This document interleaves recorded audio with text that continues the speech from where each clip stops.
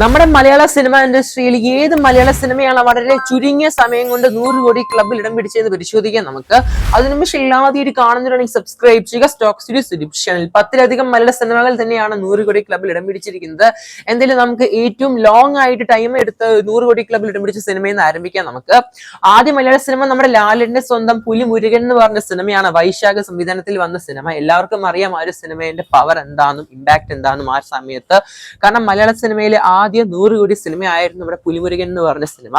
Almost 36 ദിവസമാണ് എടുത്ത cinema. 36 ദിവസം തിയേറ്റർ റണ്ണിന് ശേഷമാണ് സിനിമ ഒഫീഷ്യലായിട്ട് 100 കോടി ക്ലബിൽ ഇടം പിടിച്ചത്.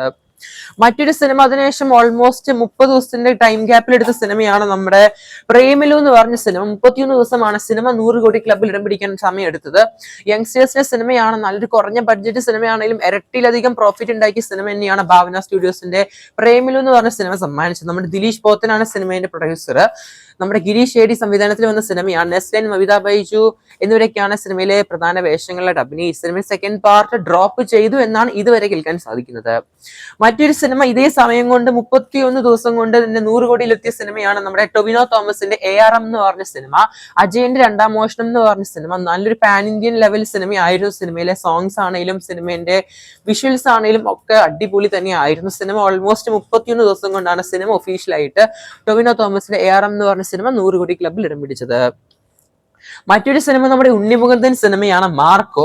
നമുക്കറിയാം നമ്മുടെ മാർക്കോ എന്ന് പറഞ്ഞ ഒരു A സർട്ടിഫിക്കറ്റ് സിനിമയാണ്. മലയാളം മോളിവുഡിലെ തന്നെ ഒരു A സർട്ടിഫിക്കറ്റ് സിനിമ ആദ്യമായിട്ടായിരിക്കും 100 കോടി ക്ലബിൽ ഇടം പിടിക്കുന്നത്. അതും ഓൾമോസ്റ്റ് 24 ദിവസം കൊണ്ടാണ് സിനിമ 100 കോടി ക്ലബിൽ ഇടം പിടിക്കുന്നത്. അതും A സർട്ടിഫിക്കറ്റ് ആയ ഒരു സിനിമ.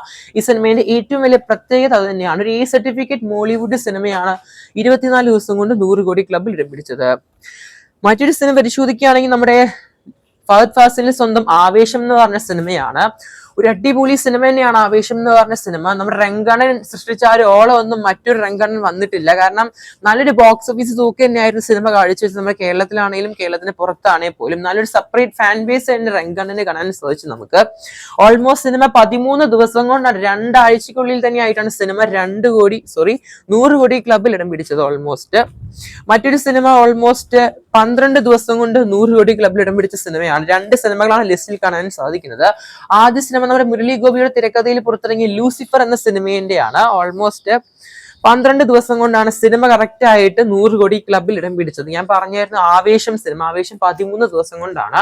ഞാൻ ഓൾമോസ്റ്റ് 2 ആഴ്ച കണക്ക് അങ്ങനെ പറഞ്ഞാണ്. ഓൾമോസ്റ്റ് ലൂസിഫർ സിനിമ പരിശോധിക്കുകയാണെങ്കിൽ കറക്റ്റ് 2 ആഴ്ചയാണ്. 12 ദിവസം കൊണ്ടാണ് സിനിമ 100 കോടി ക്ലബിൽ ഇടം പിടിച്ചത്.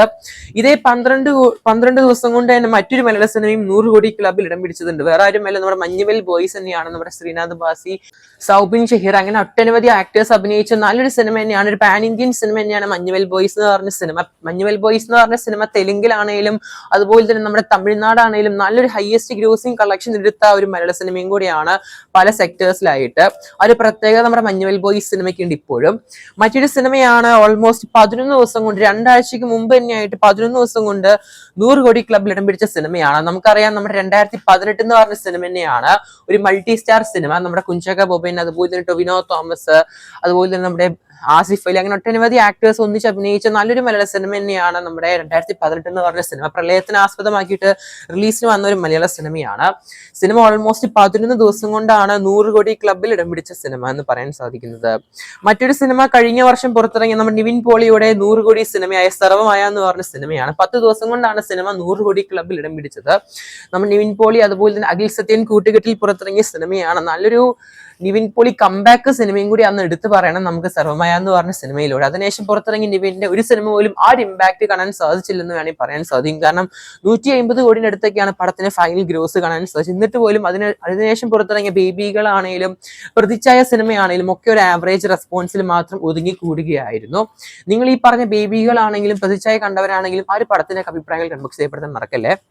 മറ്റൊരു സിനിമയാണ് നമ്മുടെ 9 ദിവസം കൊണ്ട് 100 കോടി ക്ലബിൽ ഇടം പിടിച്ച സിനിമ. അത് വേറെ ആരുമല്ല, നമ്മുടെ ദ ഗോട്ട് ലൈഫ് എന്ന് പറഞ്ഞ പാൻ ഇന്ത്യൻ സിനിമയാണ്. ആട് ജീവിതം സിനിമയുടെ കളക്ഷൻ പരിശോധിക്കുകയാണെങ്കിൽ സിനിമ ഓൾമോസ്റ്റ് 9 ദിവസം എടുത്തു സിനിമ 100 കോടി ക്ലബിൽ എടുക്കുവാനായിട്ട്. ഓൾമോസ്റ്റ് 9 ദിവസം കൊണ്ടാണ് ആട് ജീവിതം എന്ന് പറഞ്ഞ സിനിമ 100 കോടി ക്ലബിൽ ഇടം പിടിച്ചത്. അടുത്ത സിനിമയും ആടിനെ ചുറ്റിപ്പറ്റിയുള്ള ഒരു സിനിമ തന്നെയാണ്. നമ്മുടെ വിനായകൻ, ജയസൂര്യ, വിജയ് ബാബു, ഇന്ദ്രൻസ്, രഞ്ജി പണിക്കർ അങ്ങനെ ഒരുപാട് പേര് അഭിനയിച്ച ഒരു അടിപൊളി സിനിമ തന്നെയാണ് ആട് എന്ന സിനിമയുടെ 3ാം ഭാഗം. സിനിമയുടെ ബോക്സ് ഓഫീസ് റിപ്പോർട്ട് മുൻകൂട്ടി ഞാനും പറഞ്ഞാണ് ചാനലിൽ വഴി. സിനിമ നല്ലൊരു ബോക്സ് ഓഫീസ് ഹിറ്റ് തന്നെയാണ് കാണാൻ സാധിക്കുന്നത്. സിനിമേന്റെ 4th പാർട്ടിന്റെ ഷൂട്ടിംഗ് ഒക്കെ എന്തായാലും ഈ വർഷം തന്നെ സ്റ്റാർട്ട് ചെയ്യുമെന്നാണ് കേൾക്കാൻ സാധിക്കുന്നത്. കാരണം നല്ലൊരു എൻ ക്രെഡിറ്റ് സീനെ കൊടുത്തിട്ടാണ് പടം അവസാനിപ്പിക്കുന്നത്. എന്തായാലും പടം ബോക്സ് ഓഫീസിൽ ഒരു സ്കാം ആണെന്നാണ് പലരും പറയുന്നത്. കാരണം OTT റിലീസ് ശേഷം പലർക്കും സിനിമ ഇഷ്ടപ്പെട്ടിട്ടില്ല. ഈവൻ എനിക്കാണെങ്കിൽ പോലും സിനിമ ഒരു ആവറേജ് ആയിരുന്നു. എന്നാൽ പോലും സിനിമ കണ്ടിരിക്കാൻ നമുക്ക് ഈ ഒരു ഫാൻ ബേസ് അല്ലെങ്കിൽ ഒരു ഫ്രാഞ്ചൈസ് ഇഷ്ടപ്പെടുന്നവർക്ക്. പക്ഷെ പലരും പറഞ്ഞു ഈ ഒരു സിനിമ ഭയങ്കര സ്കാമിങ് ആയിരുന്നു, ആൾക്കാരെ പറ്റിച്ച് സിനിമ 100 കോടി എടുത്തു എന്നൊക്കെ പറയുന്നുണ്ട്. ചില സിനിമകളുണ്ട് അത് തിയേറ്ററിൽ പോയി എക്സ്പീരിയൻസ് ചെയ്യണം. ഒരു ക്രൗഡ് ആയിട്ട് കണ്ടാൽ ആ ഒരു സിനിമ നമുക്ക് ഇമ്പാക്ട് തരത്തുള്ളൂ. എനിക്കും അതാണ് പറയാനുള്ളത് ഈ ഒരു സിനിമയുടെ കാര്യത്തിൽ. കാരണം സിനിമ തിയേറ്ററിൽ ചിലപ്പോൾ നല്ലൊരു ഇമ്പാക്ട് ആയിരിക്കാം കൊടുത്തിട്ടുണ്ടാവും. പക്ഷെ ചില സിനിമ അങ്ങനെയല്ല, എങ്ങനെ കണ്ടാലും നമുക്കൊരു ഇമ്പാക്ട് കിട്ടും. അത് ഓരോ സിനിമേന്റെ ആ ഒരു ടെംപ്ലേറ്റ് അനുസരിച്ചുണ്ടാകുന്ന എനിക്ക് പറയാനുള്ളത്. പിന്നെ ആ ഒരു ക്രൗഡ് അനുസരിച്ച്. ഇനി എന്തെങ്കിലും അടുത്ത സിനിമയിലോട്ട് പരിശോധിക്കാം നമുക്ക്. അടുത്ത സിനിമ ഈ വർഷം പുറത്തിറങ്ങിയ എന്നെ വരെ കരയിപ്പിച്ച ഒരു സിനിമ തന്നെയാണ് നമ്മുടെ ഹാഷിറും പിള്ളേരിനെയും വാഴ എന്ന സിനിമയുടെ 2nd പാർട്ട്. സത്യം പറഞ്ഞ സിനിമ ഓൾമോസ്റ്റ് ഒരാഴ്ച കൊണ്ടാണ്, 7 ദിവസം കൊണ്ടാണ് സിനിമ 100 കോടി ക്ലബിൽ ഇടം പിടിച്ചത്. 7 ദിവസം കൊണ്ട് 2 സിനിമകൾ ലിസ്റ്റിൽ കാണാൻ സാധിക്കുന്നുണ്ട്. ആ 2 സിനിമകളും കേരള ബോക്സ് ഓഫീസിൽ ഒന്ന് കുലുക്കിയ സിനിമകൾ തന്നെയാണ്.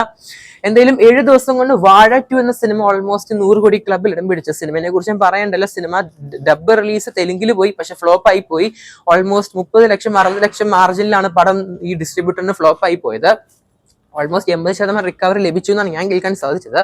വേൾഡ് വൈഡ് ഓൾമോസ്റ്റ് തുടരും സിനിമയുടെ ഫൈനലായ ഓൾമോസ്റ്റ് 137 കോടി മറികടന്നിട്ടുണ്ടെന്നാണ് കേൾക്കാൻ സാധിക്കുന്നത്. ഫൈനൽ കളക്ഷൻ ആയിട്ട് ഓൾമോസ്റ്റ് സിനിമയുടെ 50 ദിവസം റണ്ണിങ്ങില്.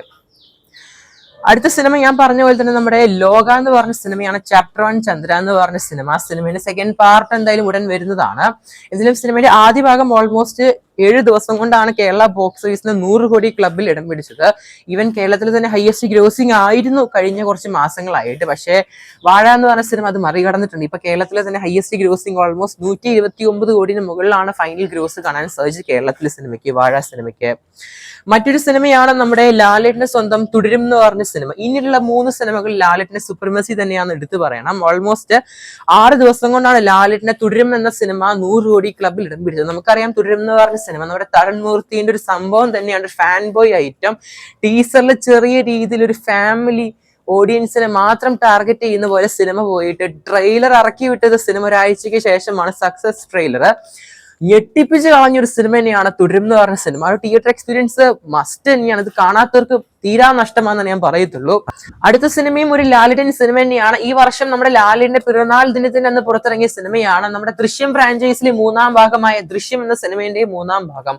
ഓൾമോസ്റ്റ് 58 മണിക്കൂർ കൊണ്ടാണ് സിനിമ 100 കോടി ക്ലബിൽ ഇടം പിടിച്ചത്.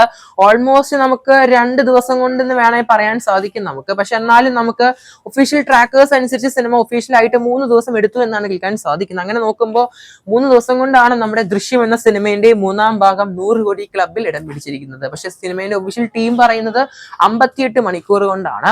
എന്തായാലും സിനിമ എന്തായാലും 3 ദിവസം കൊണ്ട് നല്ലൊരു 100 കോടി ക്ലബ് തന്നെയാണ് കാണാൻ സാധിക്കുന്നത് നമ്മുടെ വേൾഡ് വൈഡ് ബോക്സ് ഓഫീസിൽ.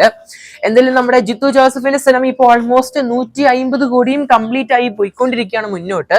എന്തായാലും ഇന്റർവ്യൂല് പറഞ്ഞ പോലെ തന്നെ ലാലേട്ടന്റെ ആദ്യ 300 കോടി സിനിമയാകുമോ നമ്മുടെ ദൃശ്യം എന്ന സിനിമയുടെ 3ാം ഭാഗം. ഈവൻ പ്രീസെയിൽ കണക്കിൽ വരെ ഞെട്ടിച്ചിട്ടുണ്ട്. കാരണം നമ്മുടെ പാട്രിയോട്ട് എന്ന് പറഞ്ഞ മഹേഷ് അണ്ണന്റെ ആ 130 കോടി ബഡ്ജറ്റിൽ വന്ന സിനിമയ്ക്ക് പോലും സംഭവിക്കാത്ത അല്ലെങ്കിൽ ഒരു ഓപ്പണിംഗ് കിട്ടാത്ത സിനിമയ്ക്കാണ് ദൃശ്യം സിനിമയ്ക്ക് കിട്ടിയത്. ഓൾമോസ്റ്റ് 43 കോടി ഓപ്പണിംഗ്. നേരെ മറിച്ച് ബിഗ് ബഡ്ജറ്റ് സിനിമയായ നമ്മുടെ പാട്രിയോട്ട് നോക്കുവാണെങ്കിൽ ഓൾമോസ്റ്റ് 29 കോടിയാണ് ഓപ്പണിംഗ് കാണാൻ സാധിച്ചത്.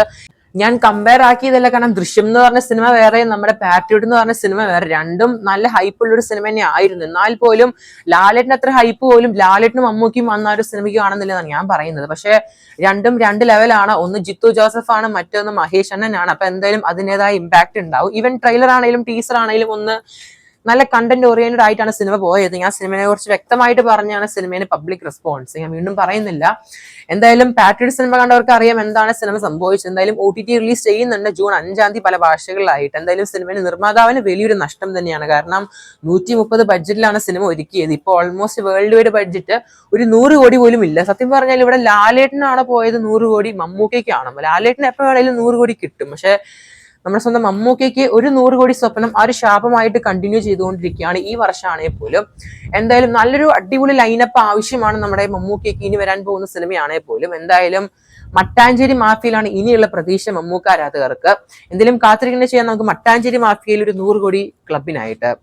എന്തായാലും അടുത്ത സിനിമ പരിശോധിക്കുകയാണെങ്കിൽ തലപ്പത്ത് നിൽക്കുന്ന നമ്മുടെ എമ്പുരാൻ എന്ന് പറഞ്ഞ സിനിമ തന്നെയാണ്. 2 ദിവസം കൊണ്ടാണ് ചിത്രം 100 കോടി ക്ലബ്ബിൽ ഇടം പിടിച്ചത് വേൾഡ് വൈഡ് ആയിട്ട്. സിനിമേന്റെ ആ റെക്കോർഡ് ഇനി ഏത് സിനിമയ്ക്കാണ് തകർക്കാൻ പറ്റുക എന്ന് ചോദിക്കുകയാണെങ്കിൽ ഞാൻ പറയും അത് ഒന്നില്ലെങ്കിൽ ലാലേട്ടൻ അല്ലെങ്കിൽ ഒരു യങ്സ്റ്റർ. അതെന്തായാലും അങ്ങനെ സംഭവിക്കത്തില്ല. കാരണം ഒന്നില്ലെങ്കിൽ ലാലേട്ടൻ തന്നെ വരണം ലാലേട്ടന്റെ റെക്കോർഡ് തകർക്കാനായിട്ട്, അല്ലെങ്കിൽ മറ്റൊരു യങ്സ്റ്റർ വരണം. എന്തായാലും നിങ്ങൾ കമന്റ് ചെയ്യുക ഏത് സിനിമയായിരിക്കും ലാലേട്ടന്റെ ആ ഒരു 2 ദിവസത്തെ 100 കോടി റെക്കോർഡ് തകർക്കാൻ പോകുന്നതെന്ന് മലയാളത്തിൽ നിന്ന്.